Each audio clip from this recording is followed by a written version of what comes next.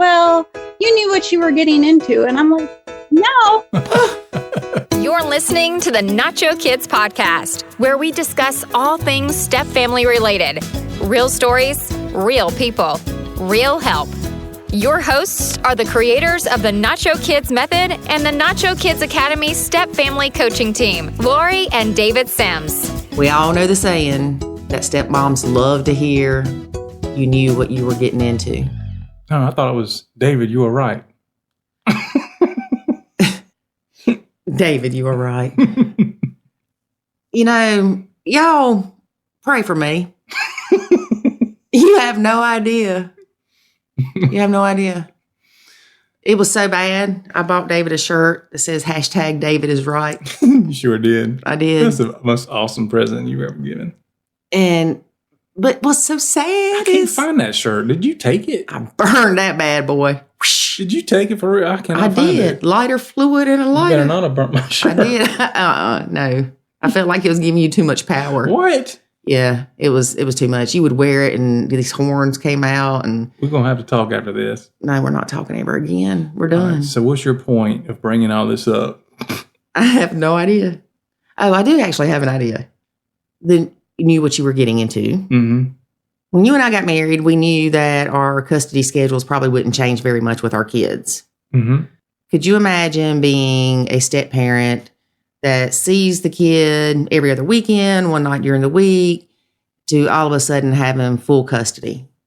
Yeah, I can imagine it. But it would be a pain. But they really didn't know what they were getting into. No, because it changes. Right, but some people will say, well, you knew he had kids, so you should have known that the probability or the possibility was there that these kids would be a part of your life full time at some point. And not necessarily, especially when it comes to men, because a lot of men have the every other weekend dad schedule, which sucks.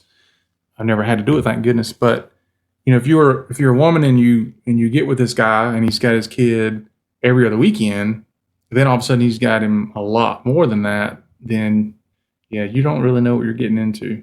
Even more so than normal, because I still think you knew less of what not knowing anything you were getting into. Right. You knew below nothing. Even if that didn't happen, you still didn't know what you're getting into. But yeah, I could see how that would be a challenge. You were a negative on the knowledge scale of what you were getting into. Yeah, we're not talking about my high school and college careers. Yes, that's true. Well, this guest that we have today, Emily. Mm-hmm. Yeah. Emily was a stepmom for 8 years with custody of every other weekend, one night during the week kind of thing, and to BAM, primary custody. Oh, wow. Yes. So she really, really, multiplied by a million, did not sign up for this. I don't care what you say. She didn't sign up for it. Yep. Well, it'll be interesting to hear her story and how she handled it. Yes. And she has some high conflict bio-mom struggles. No. Yes. That doesn't happen to anybody. It's an interesting, I don't want to say story because it's an interesting situation. There you go. Situation. Yeah. Mm-hmm. Cool. There is a way to save your sanity and your relationship, and it's called the Nacho Kids Academy. In the Nacho Kids Academy, you will learn the skills and knowledge to properly nacho, techniques to handle step family challenges, ways to improve your communication, and much, much more. Visit NachoKidsAcademy.com and sign up today to join other step parents who are seeing the life-changing benefits of nachoing. Again, that's NachoKidsAcademy.com. Let's welcome Emily to the podcast. Hello, Emily. Hello. All right, Emily, let's talk a little bit about who you are and about your family dynamics so that listeners kind of understand where you're coming from. So how many stepkids do you have and what are their ages and sexes? I've got one stepson. He's 12. I was going to say he's been living with my husband and I for about 2 years now. Okay. Full time? Yeah. We got primary custody about 2 years ago. And do you have any bio kids? I do not. Do not. So we just have a single stepson in the house. Correct. Okay. Can I ask you something? Before you had primary custody, what was the schedule like? Before we had primary custody, my husband would get him every other weekend and on Wednesday evening. So how has the transition been for you and your husband, going from not having his son very often to now he's there a lot? Oh my goodness, it's been crazy. I was going to say, pretty much you go from, you have your own life for the majority of the time, and then it's just every other weekend, this kid's there in the house, to pretty much just being thrown full on into the parenting role. I was going to say, like, we got custody of him at the end of a school year. So, I mean, that was a little bit crazy because we didn't really want to transition him out of his previous school district into a new school district. So there was like all this in the works with the school to keep him in that school district, and then getting him enrolled in a new school district, getting ready for school, and all this was during like a custody battle too. So yeah, it was definitely a whirlwind of activity going on for a while. Well, let me say this. Do you ever find yourself in Facebook groups or something, and the people will say, I have them every other weekend and one day during the week, and I can't stand it. And you think, you need to be thankful that's all you got them. Oh my goodness, yes. Like, I remember, like, before, the weekend always felt like an inconvenience. And then now, like, hindsight, I look back and I'm like, oh man, like, I miss only having him on the weekend. You didn't know to be appreciative, did you? It's kind of like one of those things you don't appreciate it till it's gone. Exactly. Right. So without blaming the stepkid and saying things that are crazy. Saying things that are crazy. No, we want her to answer the way truthfully. Well, we don't want to bash the stepkid, but at the same time, I do want to know, is he a handful, or did he kind of come in with, he's kind of calm, cool, collected, doesn't cause a lot of issues? It's kind of a mix of both. I know whenever my husband and I initially got emergency custody, we expected him to be upset. We expected him to be like throwing a temper tantrum. Why are you doing this to me? We expected all of that. But that day that we went and picked him up, he hopped in the car and he was chattering the whole ride home as if nothing was going on. And I just remember being taken aback, like, holy crap, this is complete opposite what I was expecting. Yeah, and you're thinking, man, this is going to be easy. And I'm like, oh my God, maybe this is going to be like so easy. We didn't have an initial meltdown until I want to say about 3 months in. And then finally, like, there was a meltdown. And I'm like, okay, this is like what I was expecting on day one. So, I mean, for us to go through 3 months of, calm, cool, and collected, I thought that was great. But I mean, he's a kid, so every kid has their days. Like, for the most part, he's pretty good. He actually just brought home straight A's on his report card.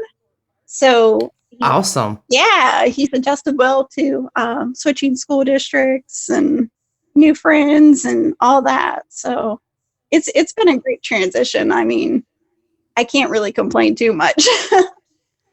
Do you make sure to give him praise and compliment him and, that a boy for the grades and things like that? Absolutely. Good, because that's very important. Yeah. Oh, yeah. One thing we tell people is to have 5 positives to 1 negative. We know nobody's perfect and they can't say nothing negative ever. And we were doing this with our kids, and I didn't talk to the kids for probably 6 months. I couldn't think of anything positive to say. It's bad. I mean, it was horrible. I felt like crap because of it, but it was the reality. That's where I was. I could not think of 5 positive things to say to these kids. Right. Yeah. Yeah, it can be challenging. I get it. So that's why I don't talk to your kid very often. You'd be nice. I'm just kidding. Now, I have a good relationship with my stepkid. He does. My son was 4 when we got married. Yeah. And his kids were 9, 9, 9, and 10. Oh, wow. Yeah. The age gap definitely makes a difference. Yeah. Yeah. So what are some of the things that you would say that you are currently struggling with in your blend? I was going to say a lot of our struggles actually come from my stepson's mom. Mm-hmm. She's one of those people you give her an inch, she wants to take a mile. So a lot of times she's trying to rework the schedule, and it's not jiving. And I mean, it's a lot of give and take. So Yeah, we learned it was best to follow the order. right. Whatever the order was, we did not plan events with the kids on the weekends. That we didn't plan events with us for us without the kids on the weekends. We didn't have them because we were not about to ask to change that schedule. Yeah, I was gonna say, shoot, I just lost my train of thought. I'm sorry, it happens to me all the time. I was gonna say, it's not really anything like in our household as far as blending. It seems to be like external forces.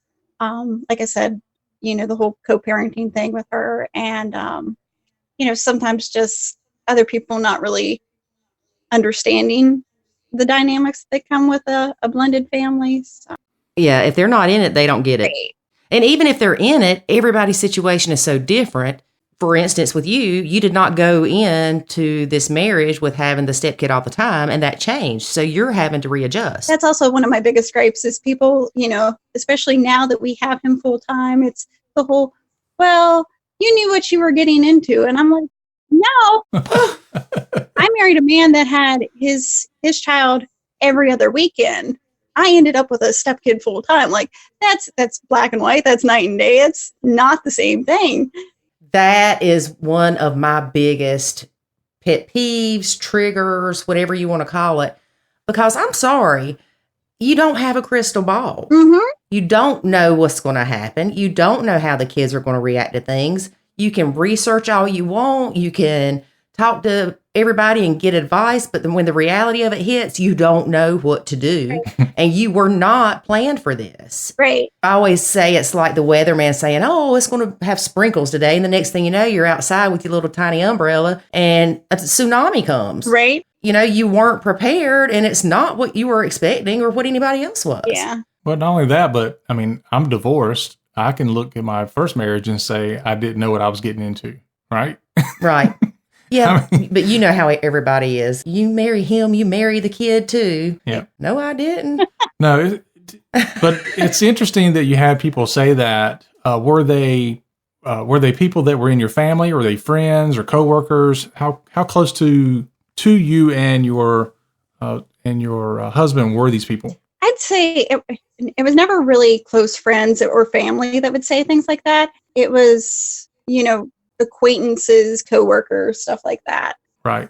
Yeah, that's one of the worst things in the world to say. But, at the same time, you have to, if they've never been in a blended family situation, you do have to kind of give them a little benefit of the doubt, because they don't know that they're saying something that is so wrong to say to a blended family person.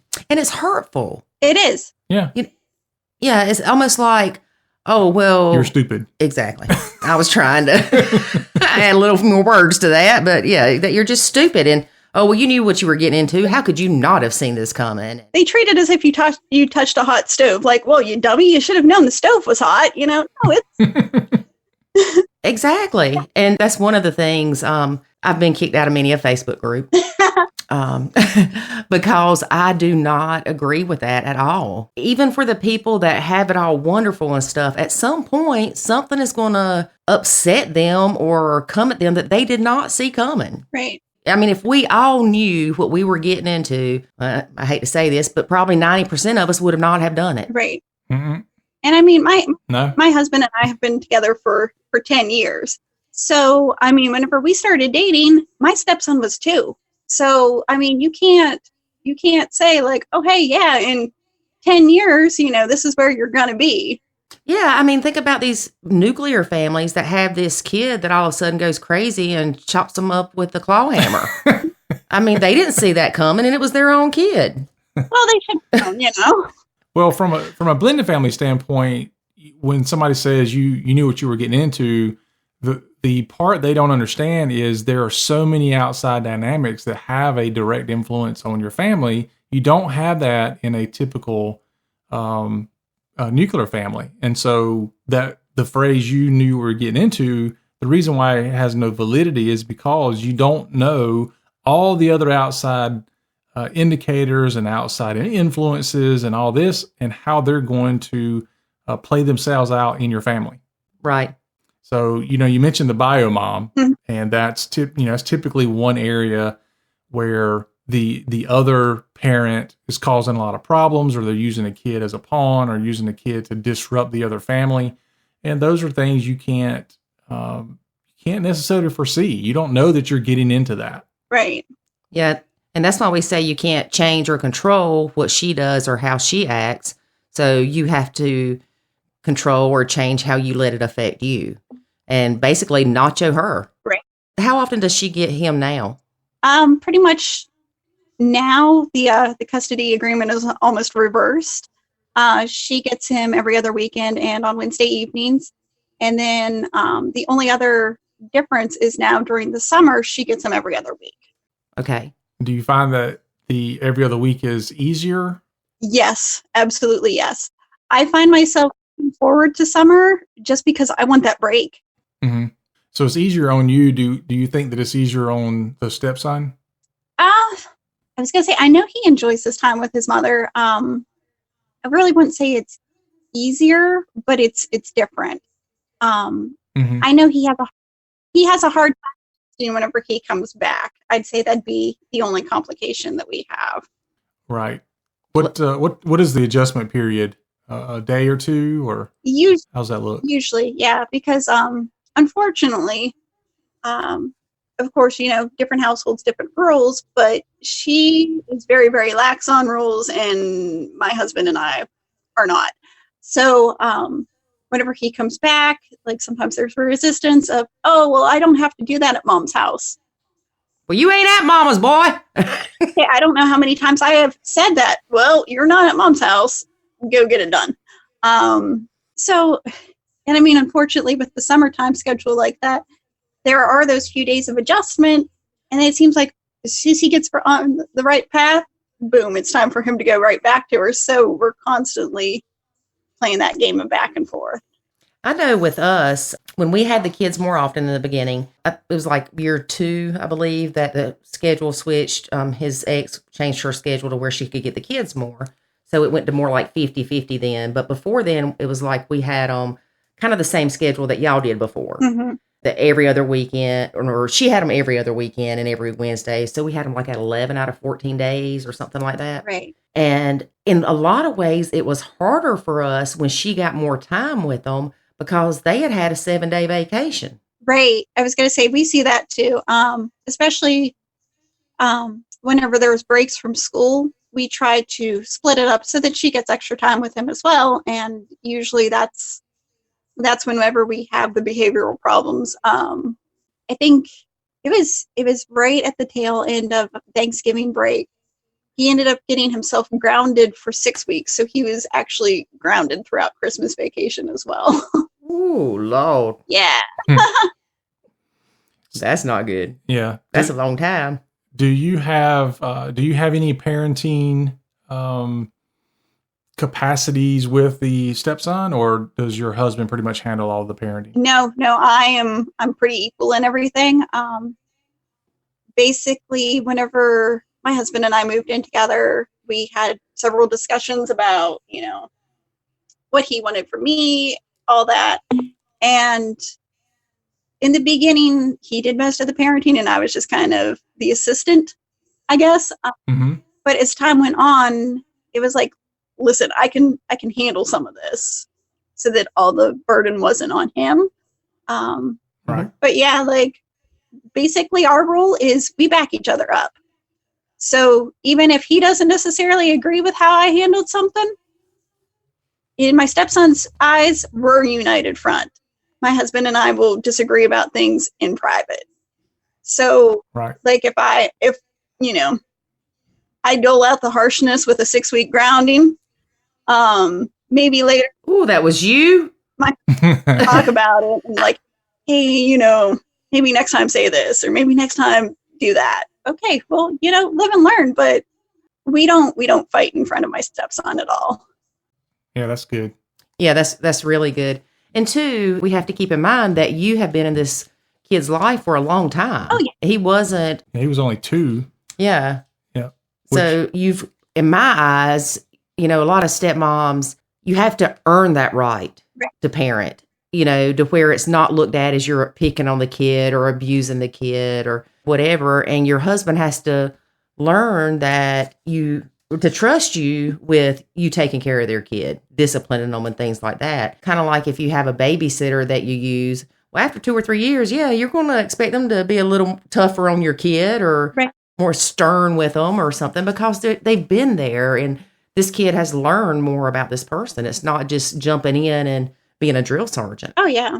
Yeah.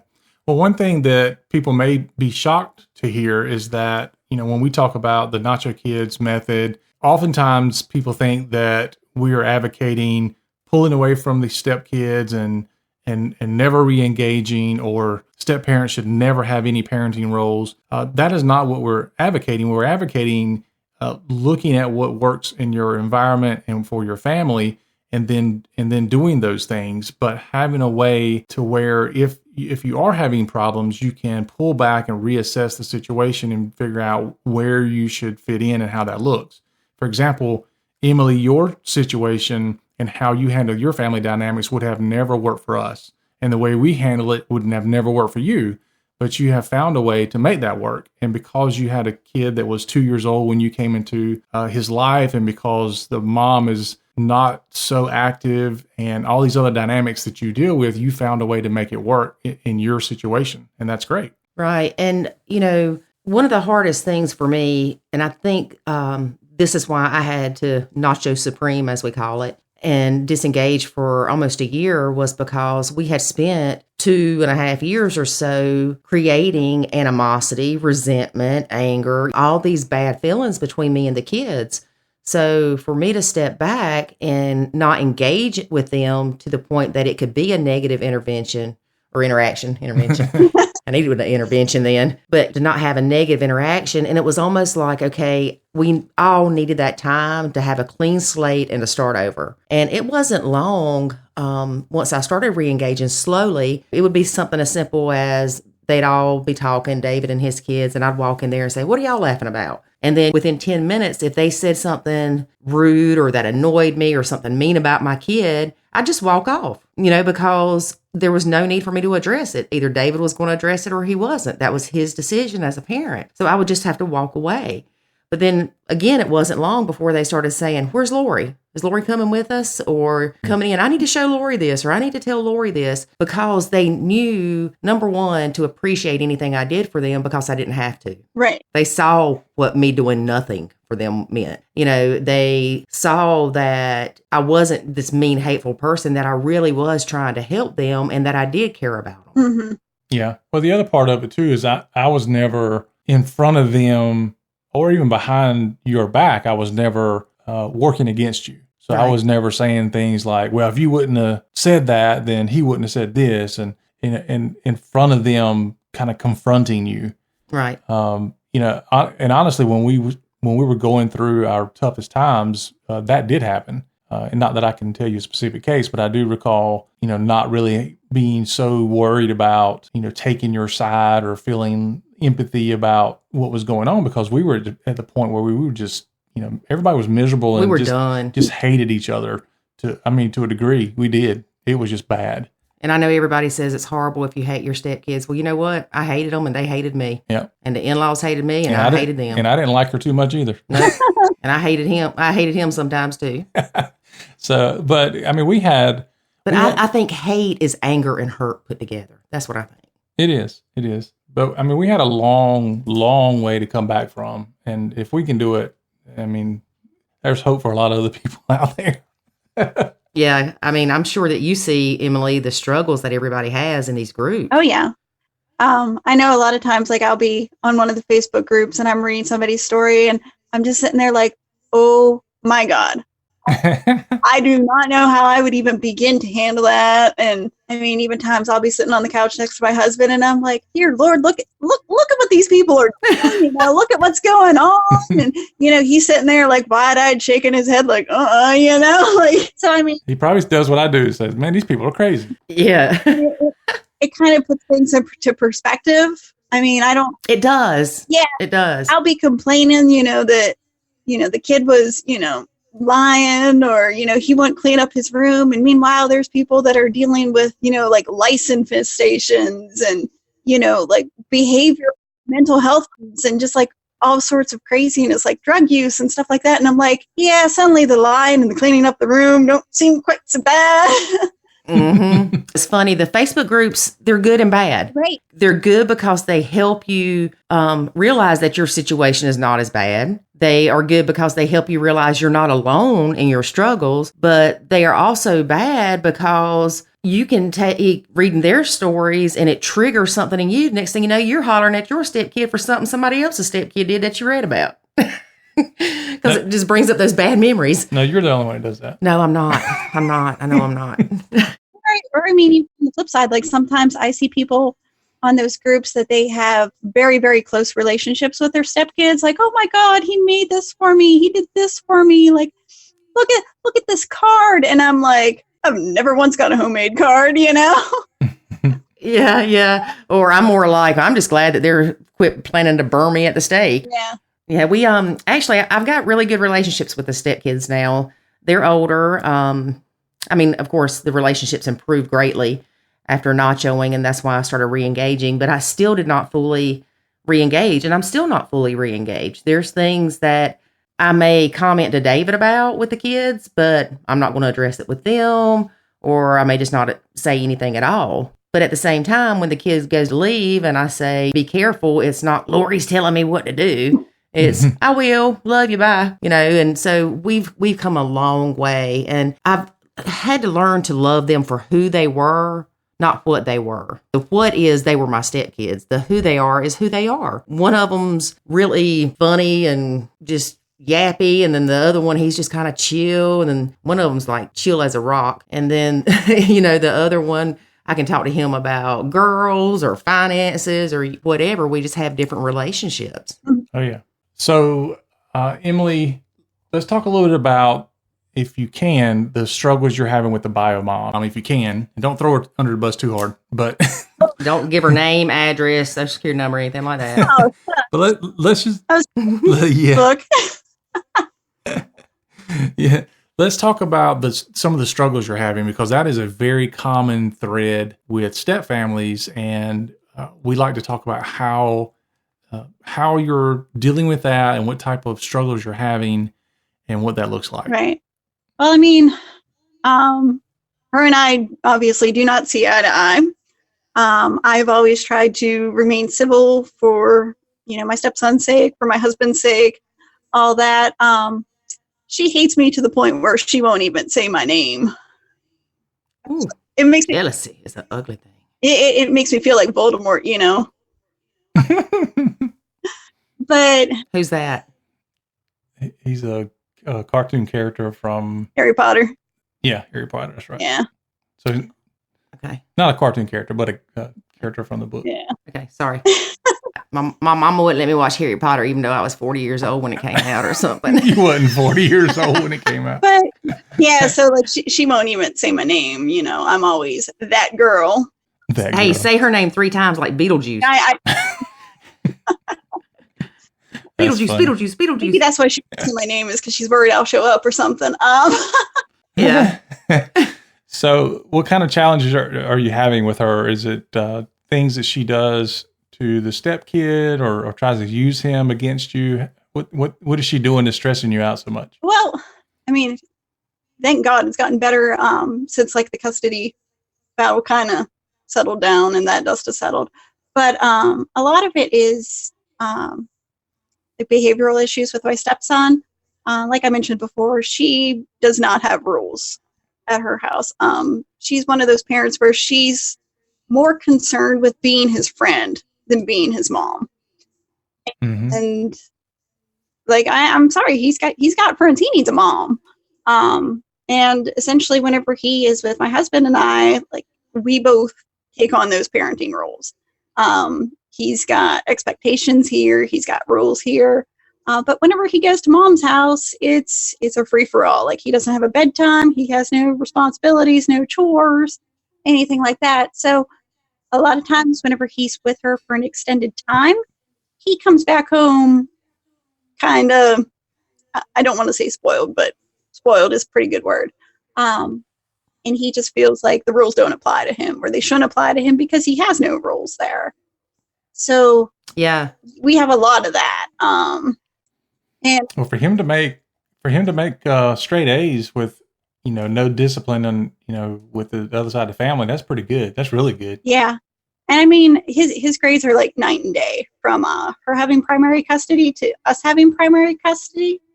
Went from a CD student with her to an AB student, well, straight A student now with us. So That is awesome. And I'm sure that makes him feel better. right. Oh yeah. Like we gave him tons of praise. Like we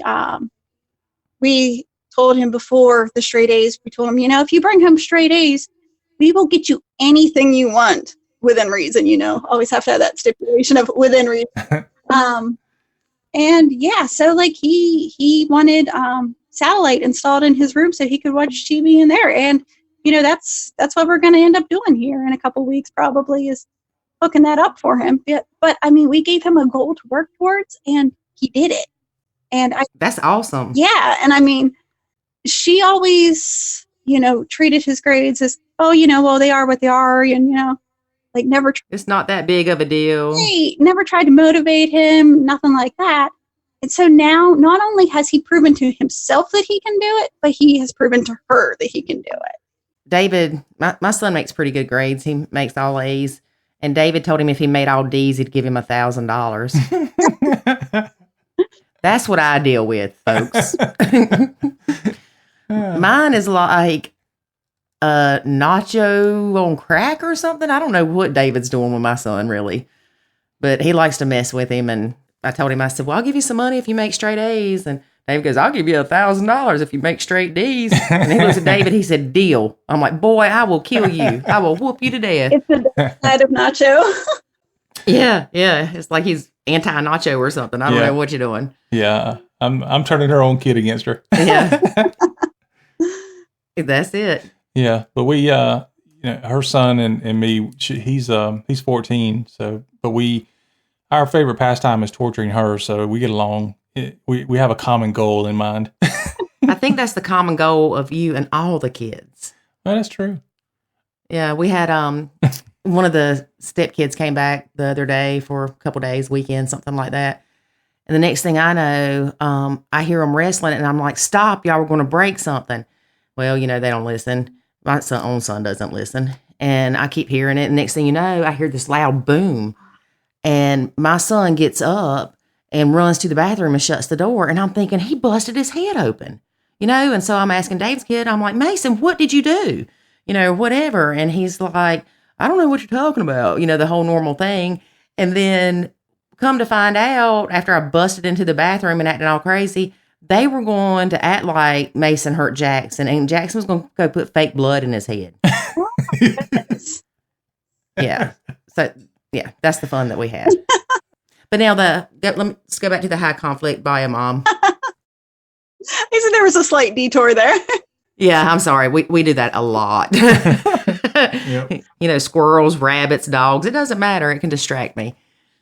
But we had that same issue with the kids going to their moms and not having responsibilities or not doing their homework and things of that nature. And they would come back here and tell David that he was like a slave driver. I mean, like he would ask them to pick their dirty socks up, and you would think that it was the end of the world.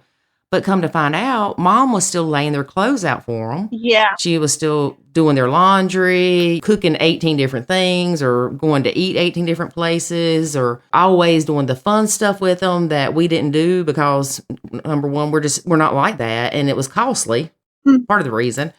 And we weren't always the fun time parents. And so she tried to use that against us. Mm-hmm. And of course, the kids wanted to be with her. Oh, yeah. So all it took was Lori saying one negative thing to them. And, they're like, oh, Daddy, we're going to go live with Mama if you don't get rid of her. And then, of course, it was David in the middle. Oh, yeah. Yep. Can't have my cake and eat it too. Nope. Yeah, that's true. Now, you said she won't say your name or anything. So you don't like text with her or email with her. All that goes through your husband? Yeah, I was going to say my husband handles everything. the only time I ever get a text or a phone call is if she wants to talk to my stepson and my husband's not home, because we don't have a landline. We just both have our own individual cell phones. So if she wants to talk to my stepson and my husband's not home, she calls my phone. And usually it's just, hey, is he home? No, like, hey, how are you? You know, how's the weather? Nothing, just, you know, put me on the phone. Yeah. What I would do if I was you is when I saw her name on the phone, I'd just start running toward him and handing the phone and go, here's your mama. Hey, like, there's times I've thought about that and I'm like, no, we're not going to resort to that. Well, I guess he doesn't have his own phone yet. He did, but it got taken away from him. So okay. Well, that's interesting. He didn't want that back. He'd rather have the satellite TV. Oh, was that an option? Well, the phone, we have no control over the phone. She was the one that bought the phone, paid for the phone, and ultimately took away the phone. I won't lie; it's been a blessing in disguise not having that phone here. But but one of his options of, you know, or rewards for making straight A's wasn't getting his phone or getting a phone. We thought about offering that option, but we figured, you know, she was the one that was in control of his phone before, so if he wants a phone, he can talk to her about getting it back. There you go. Yeah. So did she? I'm just curious, and if you don't want to discuss it, that's fine. But did she take the phone because, like, she got mad at something he did that hurt her feelings, or was it a punishment of, you know, he did something really wrong? And he did something really wrong. Well, then I'm proud of her for taking his phone. Right. Yeah. Yeah. I mean, unfortunately, it was my husband and I that discovered what he was doing with the phone.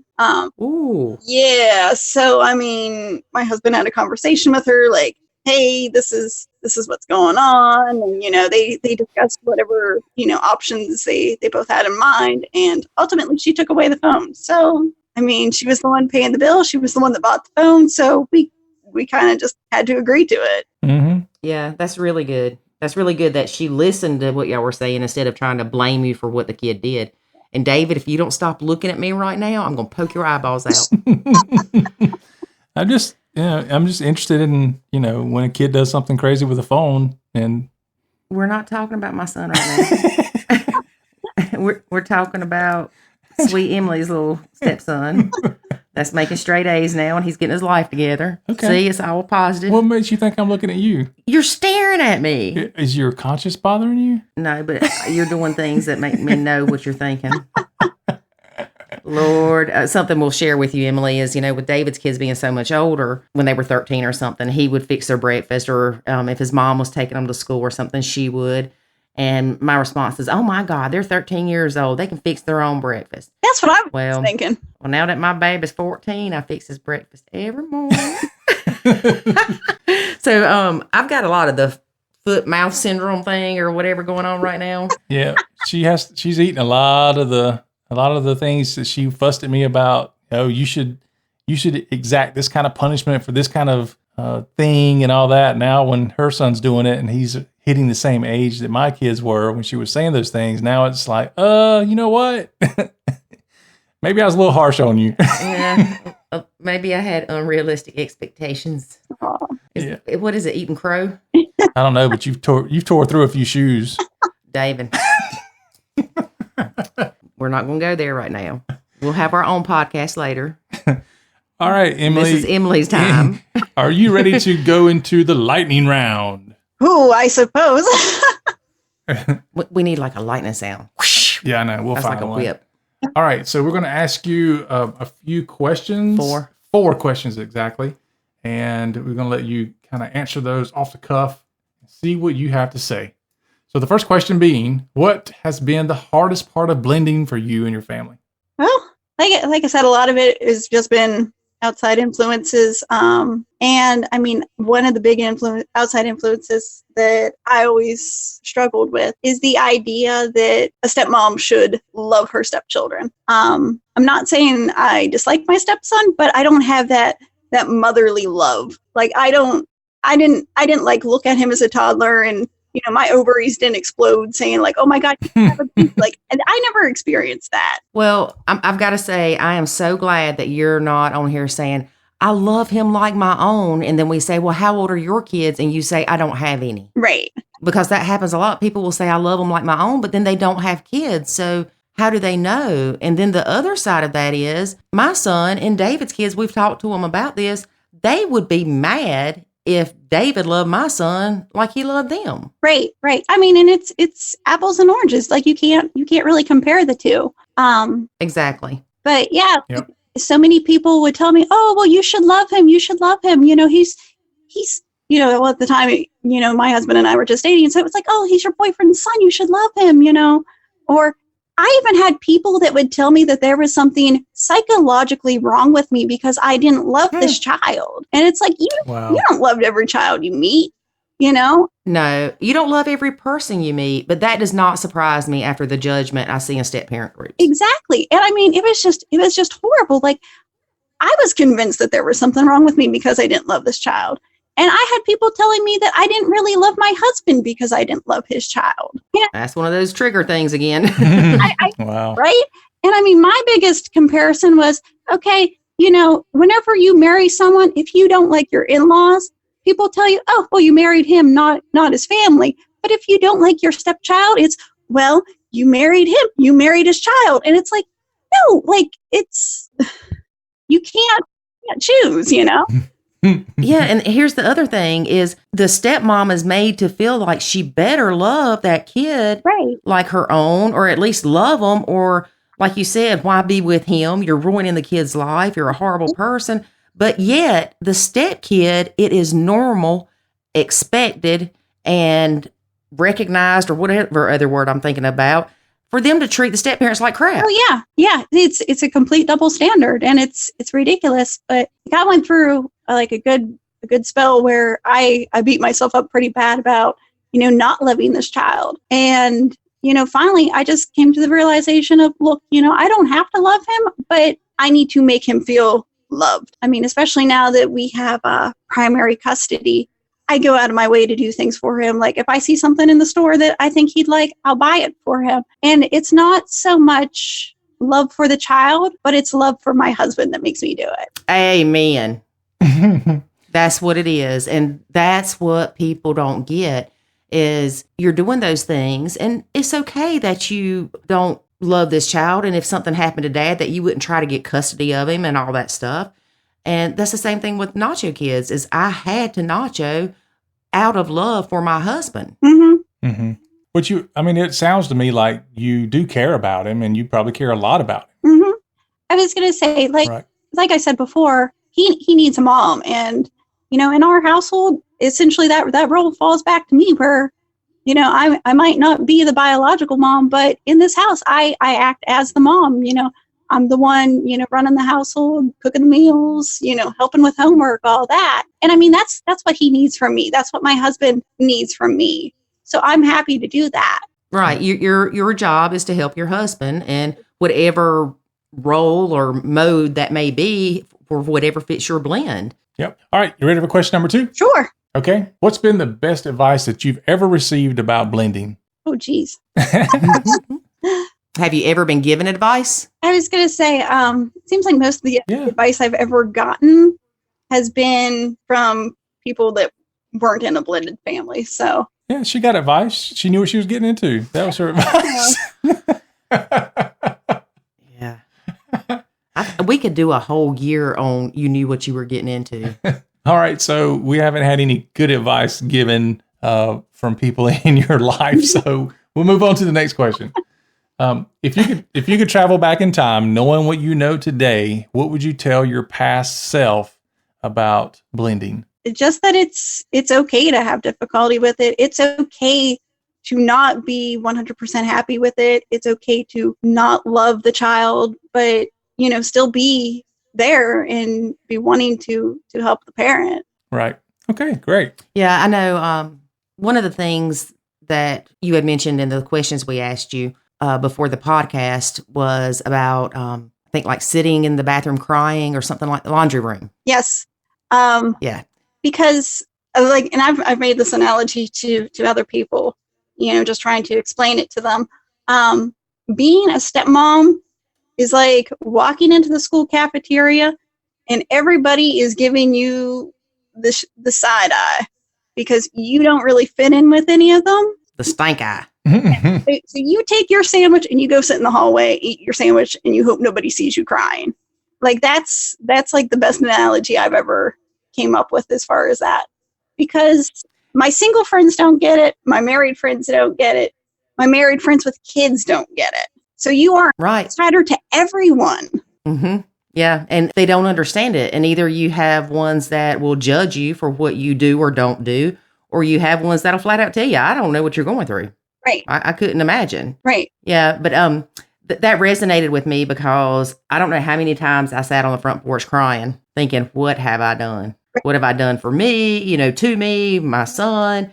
It was just horrible. And oh yeah. But I think that you can agree as well as I can agree is you've come a long way since then too. Oh yeah. And it's still not easy, but each day it gets better or it doesn't get worse most of the time, Yeah. All right. So last one. Are you ready, Emily? Oh, sure. All right. This one's a 500-pointer. Oh. All right. So what's the one thing that you would tell other people about blending that's having the similar issues that you are having? I would say, just take things as they come, you like don't stress out and worry too much. And of course that's always easier said than done, especially whenever you're in the trenches of some really bad drama. But yeah, I mean, you're doing this for a reason, and hopefully it's because you love your significant other. And I mean, it can change in an instant. I mean, look at my situation. I went from, marrying a guy that had his kid every other weekend to being full-time stepmom. Did you have a lot of resentment with that? Oh, absolutely. Yeah. Because one of the reasons why I never had biological children was because I didn't want to give up that freedom. And then suddenly I was, encountered with a situation where I had to give up that freedom. Or divorce your husband. Right. I mean, and I love my husband. I didn't want to divorce him or anything like that. I mean, that never even crossed my mind. But you also have to put it into perspective of, in my situation, yeah, I am making a sacrifice. I sacrificed a lot of my free time, but I am turning this kid's life around.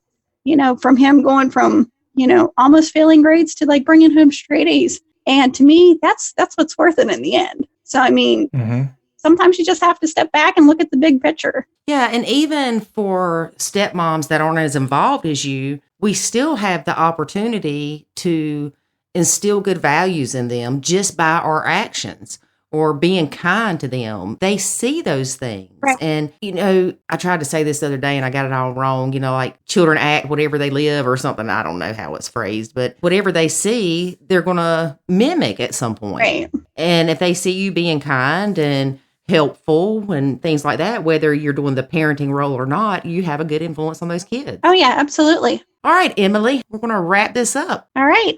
And I think that this will help a lot of stepmoms that are in your situation. I know that you are not the only one that has been blindsided by a change in custody. And I know that a lot of them struggle and had the same feeling of being judged that you have for not loving them like your own kids or loving them like you feel like you should. But there's no rule or there's no level of how we should love somebody else. And it's okay to not love everybody. Right. You can be kind to people and care about people, but love is a different feeling. Absolutely. Thanks again for being on our podcast. And we look forward to talking to you again soon and enjoy your blend. All right. Thanks again. Thank you.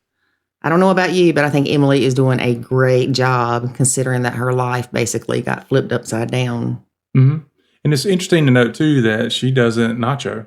Right. Which, people think that we try to shove nacho in down your throat. That's the only way to do it and all that, which is not how we really feel. No. At all. And we tell people all the time, if it doesn't, if it's not a good fit for them, we tell them, look, this path is not really a good fit for you, the Nacho Kids method. Because we're able to recognize who is a good fit for it and who's not, depending on a lot of different things. And obviously for her, it's not a good fit, and she's doing well with how things are going. and it works for her and her blend. Absolutely. And that's awesome. Yeah, it is. And we always say that nachoing is usually the last resort that people tend to go to. Yeah, but we are seeing more people that are doing it first. Yes. Like we had somebody in the academy recently, and when we ask, well, how long have you been trying to blend or whatever? They're like, oh yeah, we've been blending for like 3 months. And I'm like, 3 months? Mm-hmm. What? Yeah. And I was shocked because typically, like you said, most people are almost at the end of their rope before they try something like the Nacho Kids method, but they're getting in front of it. It's like, yeah, we want to go ahead and learn how to not have problems. I'm like, wow. We talk sometimes in Facebook groups, people will start talking about nachoing, and then somebody will make the comment, well, you should be glad you don't have to nacho. Which really is true. Yeah. And I don't want it to sound like nachoing is a, last ditch effort to remain a stepmom or anything. You know what I'm saying? I don't want it to have a negative. Well, what people don't realize a lot of time is that they are typically they're using parts of the Nacho Kids method even when they don't realize it. Mm-hmm. And or they call it disengaging because that makes them feel better than using the word nachoing. Yeah. Yeah, because it is a disengaging methodology, but there's more to it than that. And that's why it's its own separate thing. But, people use this type of thing, we'll call it disengaging. They use that in a lot of different areas of life, not just in your stepfamily life. So It's funny. I mean, we even see people in the Facebook group like, I don't nacho, and then they go on to describe exactly what some of the parts of nachoing is that they're doing. I'm like, oh my gosh. Yeah. Same thing with Facebook groups. Oh, well, you need to step back. Okay, well, that's nachoing. Well, we don't refer people to nachoing because that's just not what we agree with. We don't agree with that. But and nachoing is probably less. I don't know the word I'm looking for. Nachoing is less dramatic than they think it is. Drastic. That's the word. Yeah. Instead of dramatic, drastic. Yeah, it is. Because if you think of the word disengaging, it is that's a component of it, but it's like you said, it's not as drastic as just disengaging. Right. Yeah. Mm-hmm. All right. So, as we end this, you and I have to have a conversation about this shirt. I don't want to talk about the shirt. We're going to talk about the shirt. I bought the shirt, so technically it was mine. Oh my gosh. You gave me the shirt. My shirt. I'm Indian. Nacho shirt. I'm Indian. It is Nacho shirt? I'm an Indian giver. Oh my gosh. All right. Whatever. Thanks for listening to this episode of the Nacho Kids Podcast. Find us online at nachokids.com. Until next time, remember, life is good when you nacho.